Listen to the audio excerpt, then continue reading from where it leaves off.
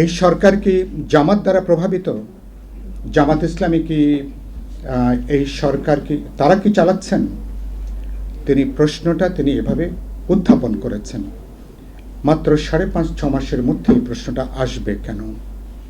যেই সরকারকে আমরা সবাই এক কাট্টা সমর্থন দিয়ে আসছি, আমরা ছাত্রদের দ্বারা এই সরকার নিযুক্ত হলেও তিনি বারবার বলেছেন প্রধান উপদেষ্টা, কিন্তু এটা তো জনগণ, অভ্যুত্থানকারী সকল অংশীজন, রাজনৈতিক দল, আমরা তো রক্তের মধ্য দিয়ে অভ্যুত্থানকে আমরা তৈরি করেছি, এটাকে আমরা রক্ষা করছি, এই ঐক্যের জায়গাটাকে আমরা ধরে রাখতে চাই।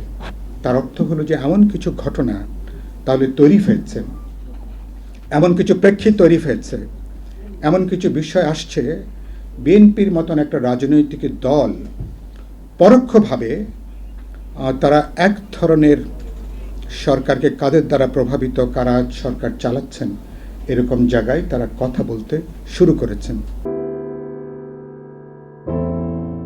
উপস্থিত জাতীয় রাজনৈতিক নেতৃবৃন্দ, সম্মানিত সুধীমণ্ডলী, গণমাধ্যমের বন্ধুগণ, আপনাদের সবাইকে আমি শুভেচ্ছা জানাই। বিশেষ করে এই আলোচনা যারা আয়োজন করেছেন তাদেরকে অভিনন্দন জানাই। আপনারা যে রাজনৈতিক সমঝোতার যে বক্তব্যটার সূচনা উত্থাপন করেছেন, আমার মনে হয়েছে এটার মূল সুরের সাথে আমরা একমত হতে পারি। সেদিক থেকে আমি এটাকে ইতিবাচকভাবে এটাকে আমি দেখতে চাই। মুখোমুখি আলোচনার কথা বলেছেন, সমঝোতার কথাটা উল্লেখ করেছেন, এমনকি জাতীয় সমঝোতা পরিষদ এরকম একটা প্রস্তাবনা আপনারা হাজির করেছেন।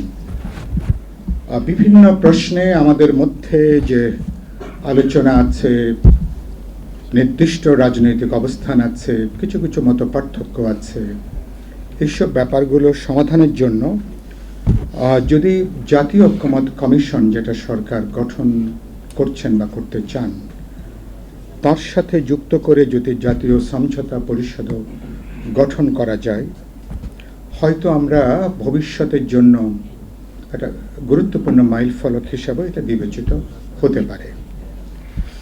আমি যখন আজকে আসছি, দুজন সাংবাদিক আমাকে টেলিফোন করেছেন গাড়িতেই।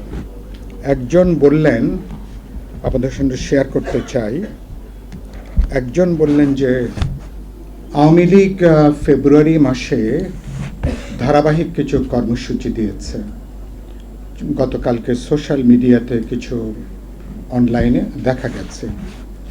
এ ব্যাপারে আপনার মন্তব্য কি?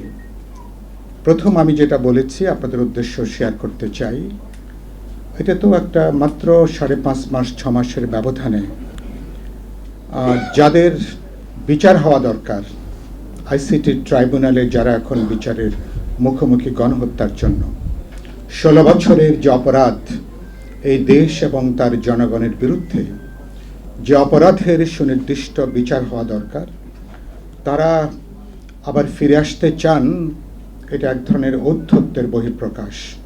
প্রেক্ষিতটা কি?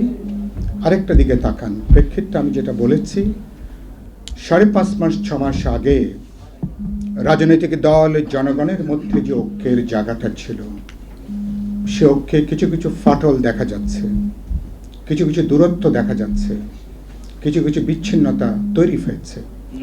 এই সুযোগটা গ্রহণ করছেন পতিত ফ্যাসিস্ট রেজিম, যারা গত 5.5 মাসে একদিনের জন্য সরকারকে স্বস্তিতে থাকতে দেয়নি, আমাদেরকে উদ্বেগ উৎকণ্ঠার মধ্যে যারা রেখে দিয়েছেন।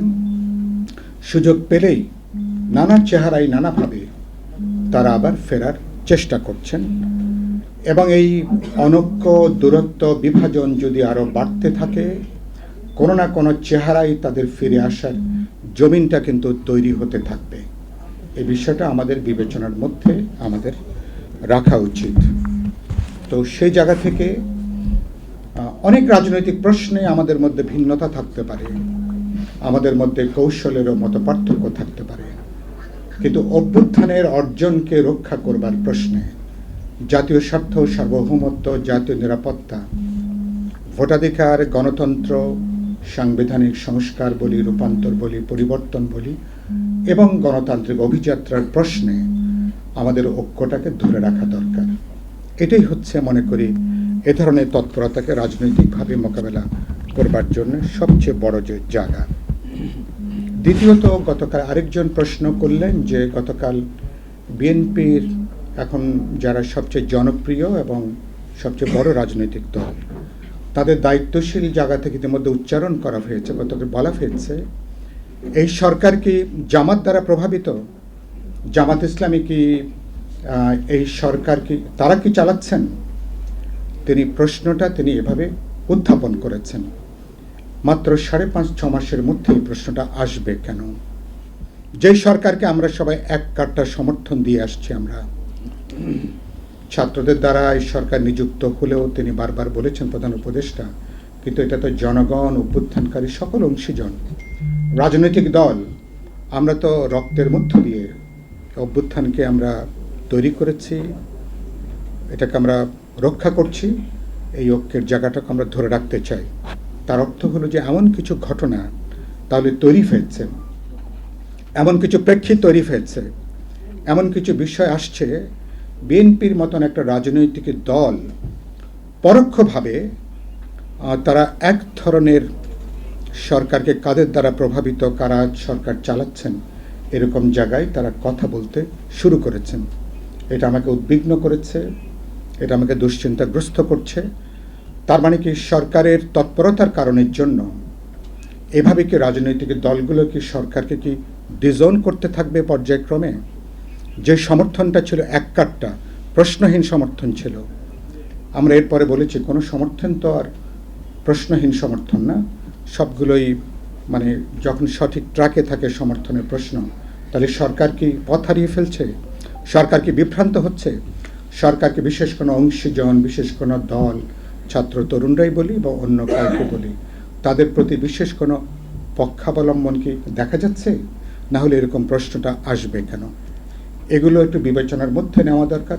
বিশেষ করে অন্তর্বর্তী সরকারকে, সরকার অভ্যুত্থানের মধ্য দিয়ে সরকার, ছাত্র তরুণরা জীবন দিয়েছে, শ্রমজীবী মানুষ, রাজনৈতিক নেতা দলের কর্মীরা জীবন দিয়েছেন, আমাদের পার্টি সহ অনেকগুলো দলের কর্মীরা, সাধারণ মানুষ তারা জীবন দিয়েছেন। তো সেই জায়গা থেকে তাহলে এটা চরিত্রগতভাবে একটা অদলীয়, একটা নিরপেক্ষ সরকার। সুতরাং এই সরকারের এই চরিত্র বৈশিষ্ট্য যদি অক্ষুণ্ণ রাখা না যায়, দূরত্বটা আরও বাড়বে অংশীজনদের সাথে, রাজনৈতিক দলের সাথে, তাদের নিরপেক্ষতা নিয়ে প্রশ্ন উঠবে, বিতর্ক উঠবে, এবং আগামীতে এই ধরনের যদি এই সমস্যা বাড়তে থাকে, তাদের অধীনে আগামীতে একটা গ্রহণযোগ্য, বিশ্বাসযোগ্য, নিরপেক্ষ জাতীয় নির্বাচন করা যাবে কিনা সেই প্রশ্নটা ইতিমধ্যে উত্থাপিত হয়েছে। আগামী দিনগুলোতে এই প্রশ্ন যদি আরও বড় হয়ে ওঠে, এটা আমাদের জন্য নতুন চিন্তার, নতুন উদ্বেগের। আমরা চাই না, আমরা চাই এই সরকার সফল হবেন, কার্যকর হবেন। যে প্রশ্নগুলো উত্থাপিত হয়েছে এগুলোকে তারা গুরুত্ব সহকারে তারা বিবেচনার মধ্যে নেবেন। গুরুত্বপূর্ণ অংশীজনরা এইসব প্রশ্ন কেন তারা উত্থাপন করছেন, এবং সেদিক থেকে সরকারের দিক থেকে আমি মনে করি রাজনৈতিক দলগুলোর সঙ্গে আলাপ আলোচনা করে, বোঝাপড়ার জায়গাটা তৈরি করে তারা যে যাত্রাটা শুরু করেছেন এবছরের মধ্যেই, সময়টা সবাই মিলে আলাপ আলোচনা করার প্রশ্ন। নির্বাচন কি জুলাই আগস্টে হবে, না অক্টোবর নভেম্বরে হবে, নাকি ডিসেম্বরে হবে? যখন আপনি একটা অর্গ্যানিক এনগেজমেন্টে থাকেন, জীবন্ত যোগাযোগ থাকে, বোঝাপড়া থাকে, তখন 2-3 মাস, ইভেন 4 মাস আগে পরে হলে কেউ প্রশ্ন করবে না। যখন বোঝা যায় যে আপনি অপ্রয়োজনীয়ভাবে সময় বৃদ্ধি করছেন, কালক্ষেপণ করছেন, আপনি আপনার ক্ষমতাকে আপনি দীর্ঘায়িত করতে চান, তখনই প্রশ্ন, তখনই এক ধরনের দূরত্বের জায়গাটা, অনাস্থার জায়গাটা তৈরি হতে পারে। আশা করি সবাই এটাকে বিবেচনার মধ্যে এটাকে রাখবেন। আজকের যে গুরুত্বপূর্ণ যে আলোচনা, আমি আরেকটা দিকে আপনাদের মনোযোগ আকর্ষণ করতে চাই। আমি তার আগে আমাদের অনুজ প্রতিম শাহীন যে আলোচনা করলেন, একটু ব্যতিক্রমী আলোচনা, তাকে আমি বিশেষভাবে ধন্যবাদ জানাই। আমি নিজে একটা অর্থনীতির ছাত্র হিসাবে আমি শাহীনের আলোচনা আমি খুবই পছন্দ করেছি। তিনি সময় পেলে হয়তো আরও তিনি বলতে পারতেন। বাংলাদেশের সম্ভাবনার আরেকটা দিক তিনি উন্মোচন করবার চেষ্টা করেছেন।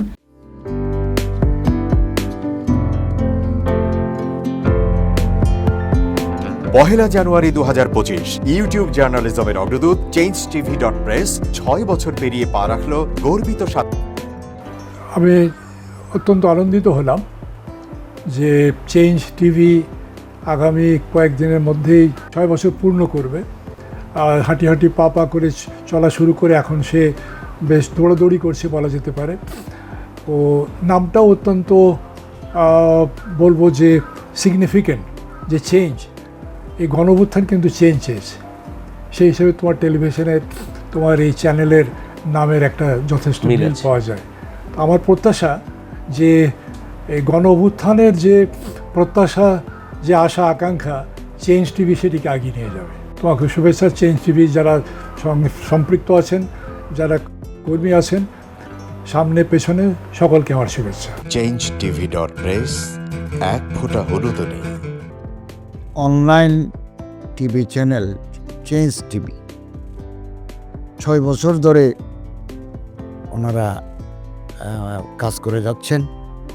ইতিমধ্যে জনগণের হৃদয়ে স্থান করে নিয়েছেন। প্রায় 22 লাখ সাবস্ক্রাইবার আছে এর। আর যে কোনো অনুষ্ঠান 10 লাখের মতো মানুষ এটা প্রতিদিন মানুষ দেখে থাকে। আমিও এই চ্যানেল নিয়মিত দেখি। তো চেঞ্জ টিভির পক্ষে আমির মোমিনুল মানিক সাহেবের উপস্থাপনা, প্রশ্নের ধরন, এগুলো জনগণ দেখতে চায়, শুনতে চায়। আমি চেঞ্জ টিভির উত্তরোত্তর সমৃদ্ধি কামনা করছি। changetv.press এক ফোঁটা হলুদও নেই। চেঞ্জ টিভি, তো আমি তাদেরকে আমার অসংখ্য শুভেচ্ছা জানাচ্ছি, কারণ তারা যে ভূমিকা রেখেছে এই সময়, একটা কঠিন সময় ছিল, সেটাতে যেমন ভূমিকা রেখেছে, এমনকি 5ই আগস্টের পরে নতুন বাংলাদেশেও তারা তাদের সেই তীক্ষ্ণ একটা সমালোচনামূলক এবং যেটাকে আমি গঠনমূলক বলব সেরকম একটা ভূমিকা রাখছেন। তো সেক্ষেত্রে আমরা মনে করি যে এই ভূমিকা আমাদের দরকার, আমরা চাই এটা থাকুক এবং আরও যেন সমৃদ্ধ হয়। নতুন বাংলাদেশ নির্মাণে আমরা চাই যে চেঞ্জ টিভি যে সমালোচনাগুলো করছে বা যেগুলো আমরা তুলে ধরছেন, সেটা এমন করে করবেন যেন আমরা সেখান থেকে শিখতে পারি এবং সবাই মিলে যেন আমরা নতুন বাংলাদেশকে সত্যিকার অর্থে বৈষম্য বিহীন একটা সমাজ গড়ে তুলতে পারি, সেটা আপনারা সহজ চেষ্টা করুন। changetv.press এক ফোঁটা হলুদও নেই।